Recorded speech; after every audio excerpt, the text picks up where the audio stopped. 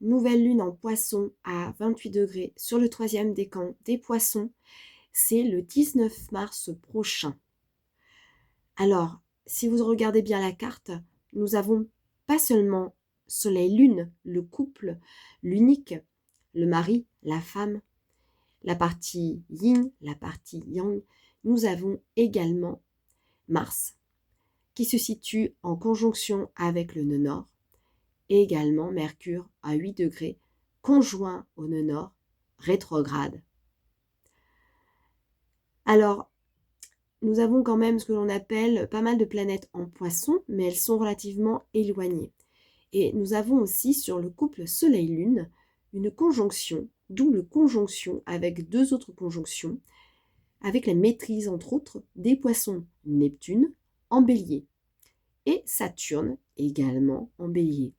Là, ce qui nous intéresse, c'est quand même Neptune. Pourquoi? Parce qu'elle maîtrise le signe des poissons, c'est la réceptivité, c'est Poséidon, c'est le dieu des mers, c'est aussi la colère.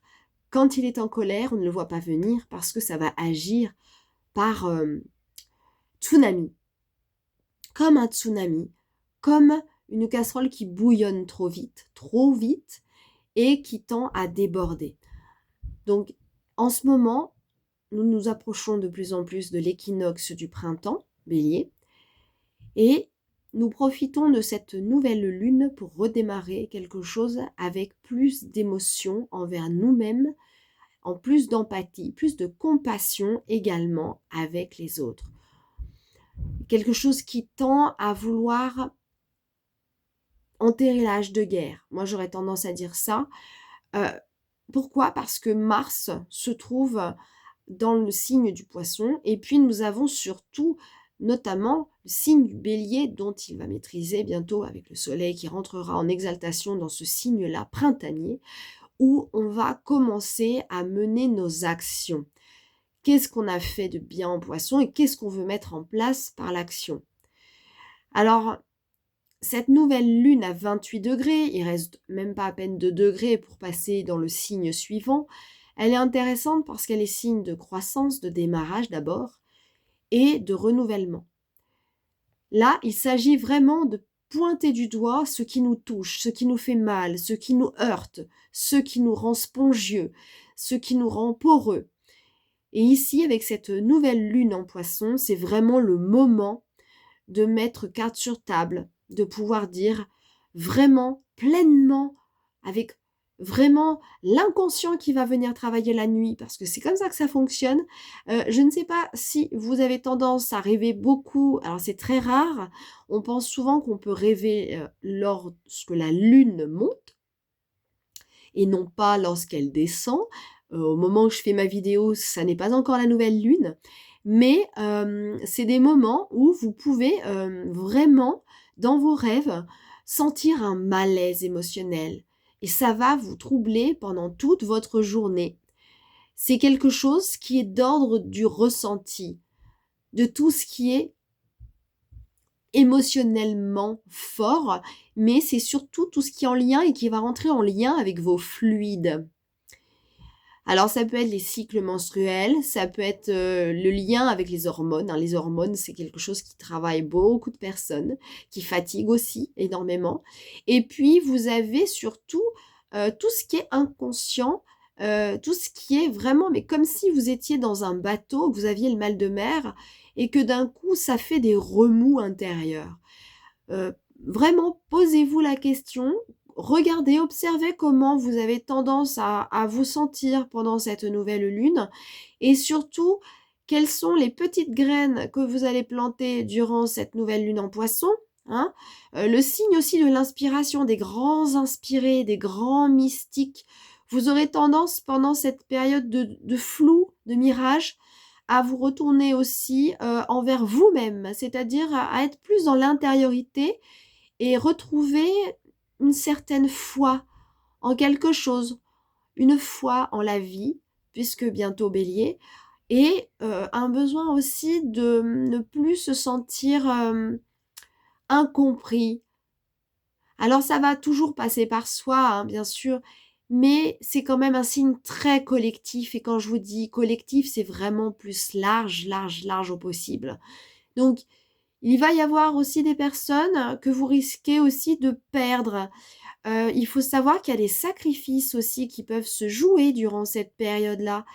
Des personnes qui, vous laissent, un peu seuls. Vous avez tendance à vous illusionner aussi beaucoup avec ces gens qui sont peut-être de trop maintenant dans votre vie parce que, si vous êtes en démarche, spirituelle ou même dans le développement personnel, bon j'aime pas trop ce double mot, mais, je parle d'évolution de l'âme. Voilà, ça me parle, c'est plus poisson ça.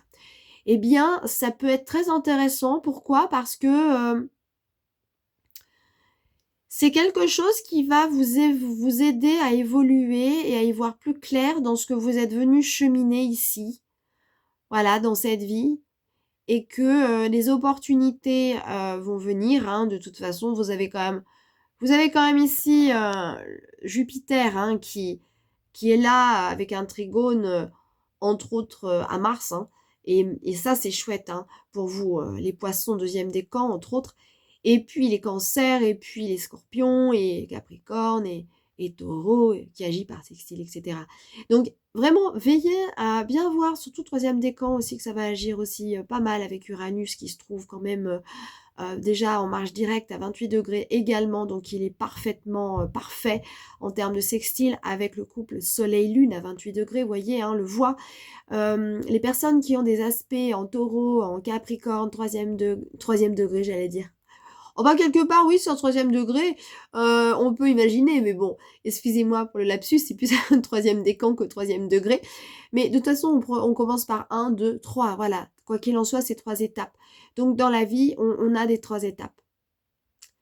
On a, ce que l'on appelle des cycles. Le 3, c'est aussi un cycle. C'est corps, âme et esprit. Donc ce qui est important ici, c'est de recentrer vos besoins, vos ressentis, de ne pas les minimiser, de ne pas, les rejeter. Voilà. Vous pourrez aussi peut-être avoir des moments où vous vous sentez abandonné, où vous avez l'impression que vous allez perdre des choses, que vous allez, vous laisser engloutir par vos émotions et vous avez tendance à retenir tout ça, surtout s'il y a Saturne qui vient jouer aussi, sa partition de cadre. 1er décan de Bélier, 1er décan Sagittaire, 1er décan aussi en carré avec les Capricornes. Tout ce qui est 1er décan et qui va toucher en harmonique ou en négatif, disharmonique en astrologie. Et c'est vrai que Saturne, il tend à mettre un mur. Donc, il peut être là aussi pour vous protéger, pour pas vous laisser déborder par trop d'émotions. Mais quoi qu'il en soit, la conjonction Soleil-Lune de cette nouvelle lune du 19 mars est bien présente. Et quand elle sortira du Poisson dans 2 jours, évidemment le 20 mars, jour où Mercure redeviendra direct, excusez-moi. Mais en tout cas, ça va être très intéressant parce que là, vous serez prêt pour le grand saut et pour surtout recommencer à vivre un nouveau cycle. C'est comme si vous preniez 2 jours d'avance. Mais quoi qu'il en soit, je ne sais pas ce que vous en pensez, mais vous me le direz en message si toutefois vous me laissez des commentaires par rapport à ce que je vous raconte lors de cette nouvelle lune. Mais je trouve que la vie avance vite, le temps passe vite et en même temps, les opportunités fusent. Alors, ça va dépendre bien sûr si vous avez eu des années de creux, hein. Il y a beaucoup de béliers entre autres, qui ont eu des années de creux, des balances où c'était long, long, long, il se passait rien, les capricornes pareil. Et là, les cancers c'est pareil, hein, c'est vraiment toujours les 4, hein, 4 points cardinaux. C'est vrai que c'est quand même des signes cardinaux, c'est le signe du commencement avec une énergie plutôt martienne. C'est vrai que c'est quelque chose qui tend à vouloir être plus complexe, dans la lenteur des choses et des événements. Après, bien sûr, vous avez d'autres axes, hein, les axes fixes, les axes mutables, où c'est, beaucoup plus compliqué aussi sur certains points. Il y a des choses favorables et des choses moins favorables, mais encore une fois, nous sommes des êtres d'adaptation. Nous devons être, des personnes souples et devons, chaque fois, tout le temps dans notre vie, nous adapter face à des imprévus. face à des deuils physiques symboliques, des changements, que ce soit dans le professionnel ou dans le privé. Notre corps nous oblige toujours à nous réajuster et le mental, des fois, il suit, puis des fois, il suit pas. Alors quand il suit pas, c'est vrai que ça peut, surtout avec voilà, le signe du Poisson, il y a quand même pas mal de planètes. Vous avez toujours le nœud nord à 8 degrés en rétrogradation, donc qui se rapproche de plus en plus du Verseau. Ou peut-être que là, vous allez vous sentir peut-être un peu plus libre, pour les personnes qui ont, notamment, des nœuds lunaires, dans le signe du Verseau, dans les signes d'air ou les signes de feu et cetera. Et puis, vous avez aussi quand même, beaucoup de planètes en Poisson, donc Mercure est rétrograde, mais reviendra bientôt direct et Mars, avance, voilà, tranquillement et du coup, si vous avez des planètes en fin de signe Sagittaire, c'est vrai que ça va agir par carré et les Sagittaires, ils ont quand même pas mal douillé avec, l'amas planétaire, de Poisson, il n'y a pas si longtemps, où Neptune et Saturne sont restés quand même un bon moment, là-dedans. Voilà. Alors, la nouvelle lune en Poisson, c'est vraiment peut-être là où nous aurons peut-être moins de jugement. N'oubliez pas le signe qui s'oppose. Le signe opposé, c'est la Vierge, hein, vous avez le nœud sud, hein. Là, je vous le montre. Et donc, vous avez le signe qui s'oppose, qui est complémentaire, bien sûr, avec ce que vous allez vivre en Poisson, hein. Surtout les personnes qui sont de ce signe-là, entre autres, qui sont beaucoup plus impactées, parce que ça va agir par conjonction. Mais bien sûr, je n'oublie pas les autres, je n'oublie pas les vierges pour qui ça va agir en opposition, cette nouvelle lune. Mais la Vierge est un signe pragmatique, plutôt, on va dire, réaliste, hein, qui aime le concret, qui est très serviable, voilà, qui sert, et, et parfois peut avoir un jugement critique. Donc ce jugement critique, bien qu'elle soit serviable, ça n'empêche pas qu'elle dise, qu'elle dise, qu'elle dise. Des fois, alors je vais pas dire que c'est un peu la commère, parce que c'est pas du tout sympa, mais vous avez aussi des vierges qui peuvent être impressionnantes, quoi. Beaucoup de perfection, beaucoup d'exigence, pardon, de jugement bien sûr, mais ça peut cacher aussi des angoisses, un mal-être, un besoin de toujours contrôler, de peaufiner. Euh, et puis surtout, le sens du détail. Alors c'est très favorable pour certains métiers, pour certains domaines, mais des fois ça peut mettre la pression et ça peut même vous mettre la pression, les vierges. Donc lâchez-vous un petit peu avec tout cet amas planétaire, en tout cas ces planètes en Poisson, pour justement essayer de vous fiche la paix. Voilà, donc ça c'est très important aussi quand vous avez des planètes dans un signe et que le signe opposé, alors soit il n'y a pas de planète du tout, mais quoi qu'il en soit, même s'il y a une planète, c'est toujours très intéressant parce que ça va agir par opposition. Et donc ça va venir réveiller aussi la maison, le secteur de vie concerné. Voilà, j'espère que je ne m'éparpille pas trop. Vous avez aussi toujours Chiron qui se trouve en bélier à 24 degrés. Donc c'est bien, ça va aider aussi. Ça, on est vraiment sur la guérison. Alors surtout si vous êtes Sagittaire, vous avez aussi pas mal enfin si vous êtes ascendant Sagittaire ou si vous êtes autre chose en Sagittaire, hein, Lune, nœud nord, etc. C'est pas mal intéressant pour vous parce que pareil pour le Lion, hein, super, parfait, hein, troisième décan, parce que c'est vraiment la clé qui va vous permettre de trouver la solution à vos maux émotionnels et vos crises identitaires, entre autres, parce que le bélier, il aime aussi ça, c'est-à-dire savoir d'où il vient, le pourquoi du comment, qu'est-ce qui se passe, pourquoi il n'est pas reconnu, il a besoin d'être reconnu, validé dans son intégrité. Alors bien sûr qu'on peut imaginer tout et n'importe quoi, alors ça va dépendre des béliers, mais certains peuvent en avoir rien à faire du tout du regard de l'autre, mais il suffit que vous ayez des aspects ailleurs dans un signe, hein, pour que ça vienne toucher quelque chose de très profond. Et puis après, ça va dépendre vraiment comment vous êtes éduqué, comment vous vivez vos expériences, vos événements, comment votre vie vous a aussi élevé, hein. Dans tous les cas, ce n'est pas inintéressant quand même pour vous les béliers en ce moment de vivre le passage de Chiron ou Chiron. Moi j'aime bien dire Chiron, mais bon c'est peut-être Chiron, peu importe. Et puis vous avez quand même aussi, alors il y aura quand même peut-être aussi quelque part des choses qui seront un petit peu moindres, mais on en reparlera quand il passera en taureau. Et puis, surtout pour les Verseaux, parce que ça agira en carré sur le soleil, surtout premier décan, si vous avez le soleil en premier décan, ou la lune, ou un autre point, Mercure, etc.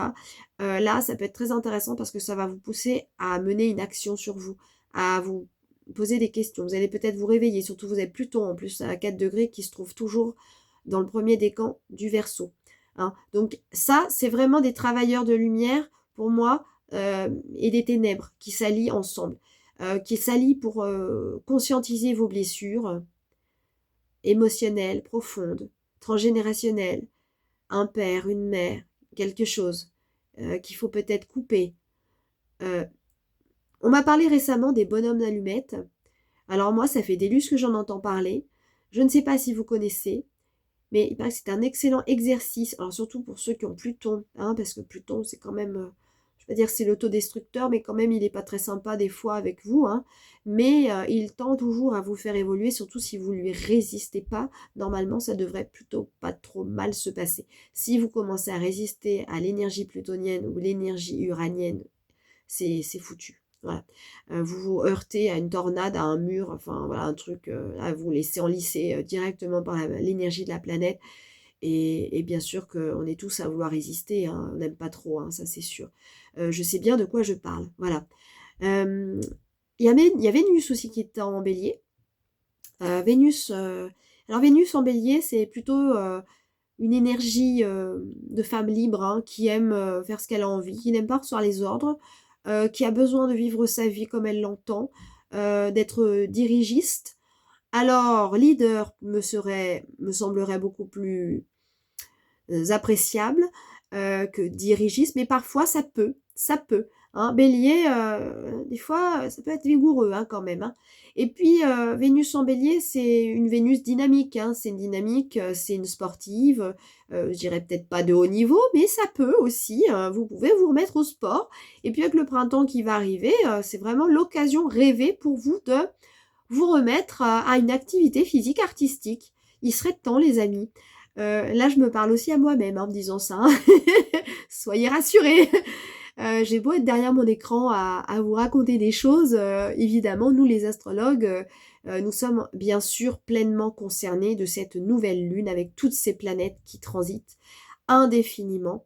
Et puis, vous avez ici les lunes noires qui stationnent toujours en Sagittaire, la lune noire moyenne, la licorne hein, qu'on appelle. Nous avons encore la lune en Scorpion vrai. Et puis bien sûr, l'ascendant de nouvelle lune est Sagittaire. Alors vous voyez, je n'avais pas fait gaffe. Hein. Je n'avais pas fait attention, le maître se trouve en Cancer. Et bien sûr, vous avez le nœud sud et le MC en Balance. Alors nœud sud en Vierge, bien sûr, et MC en Balance. Alors moi, j'aime bien voir les angles, mais là, je vous ai vraiment fait une concentration de planètes parce que c'est vrai que ce qui nous intéresse, c'est quand même cette nouvelle lune. Et puis voilà, donc les lunes noires, bien sûr, les lunes noires, c'est la quête de sens, hein, c'est la quête de vouloir améliorer les choses, hein, de vouloir faire en sorte que le monde tourne mieux. En plus, elle tombe dans la 12 hein, de la nouvelle lune. Hein. Vous le voyez bien hein, ici, hein, voilà, en haut à gauche. Donc, évidemment, c'est dur parce que quand vous avez un idéal, hein, c'est compliqué quand ça se casse la figure. Hein. Et puis alors avec la planète voilà Mars, la planète Mercure, évidemment le couple Soleil-Lune en Poisson, on a tendance à s'illusionner, à voir que les apparences et pas voir ce qu'il y a en dessous. Donc on veut croire aussi que toutes les choses puissent s'arranger. Et puis ces lunes noires viennent réveiller, hein, ça fait carré. Hein, vous voyez quand même vous avez un carré en T, donc ça vient faire carré avec tout ça. Et donc des fois le réveil peut être un peu brutal. Malheureusement. Donc c'est comme si on était tombé des nues, on peut vraiment se casser la figure, mais que je vous dis, en ce moment, il y a des amitiés qui arrivent, il y en a qui s'en vont, il y a vraiment un truc vraiment du collectif, il y a un ébranlement collectif, que ce soit, je sais pas, il y a plein de nouvelles personnes qui arrivent dans vos vies, et puis il y en a qui s'en vont, voilà, je pense que je pense que je n'apprends rien à personne, et parfois ça peut vous faire du mal, mais le principal, c'est quand même c'est quand même vous, hein. C'est vous, c'est vous, c'est vous. Mettez-vous aussi en retrait pendant cette nouvelle lune en Poisson. Prenez un temps de retrait. C'est important, hein. En plus, c'est maison 3, vous voyez? On est dans la maison 3, hein. Parce que vous avez quand même, comme on dit, on n'est pas longtemps sur Terre, mais ces moments de solitude, c'est vraiment des moments de félicité intense. Prenez vraiment ce temps de retrait, de silence, et faites une pause. Vous pouvez aussi, pendant cette période-là, prendre un temps méditatif. Alors c'est pareil, hein, que ce soit la méditation ou même de dormir, de faire des siestes régulièrement. On arrive à la fin de l'hiver, on est complètement au ras des pâquerettes. Alors le temps semble dehors être le printemps, mais nous sommes encore, au point de vue énergétique, en hiver. Que cela soit. Il y a quand même de la neige, hein, quelque part, j'ai entendu dire. Pas très loin de chez nous d'ailleurs, à quelques étages au-dessus, il y a eu de la neige. Donc méfiez-vous de retour de bâton aussi hivernal. Donc ça peut aussi vous fatiguer, ça. Parce que vous avez la période de sève qui monte, l'énergie, vous voyez, on a envie de tout ouvrir les fenêtres, de faire le ménage de printemps, de faire du jardinage et tout. Soit c'est quelque chose qui est important. Mais n'oubliez jamais de vous reposer. Jamais. Hein. Ne résistez pas. Laissez-vous entraîner par la vague neptunienne et laissez-vous emporter dans de beaux rêves incandescents. Ou des rêves, espérons quand même assez sympas. J'espère pour vous. Hein. Mais quand bien même que vous fassiez des rêves traumatiques, il y a toujours ici, là, une clé. N'oubliez pas, hein, Chiron Bélier, surtout si vous avez des choses là-dedans, même en balance, hein, parce que ça peut toucher quand même beaucoup un point chez vous. Etc. N'oubliez jamais que c'est là parce que ça a besoin d'être guéri maintenant. Et que si vous attendez 2-3 années plus tard, ça peut être mauvais. Pour vous, parce que vous aurez perdu trop de temps et puis parce que vous ne serez peut-être pas capable d'accueillir ça à ce moment-là. Et que si ça vient maintenant, c'est une opportunité à saisir. Voilà. Eh bien écoutez, j'espère que cette vidéo vous aura plu. Je vous souhaite une merveilleuse nouvelle lune. Et puis, n'hésitez pas à me laisser des commentaires, à mettre des pouces, partager mes vidéos, partager ma chaîne. Je le fais gratuitement.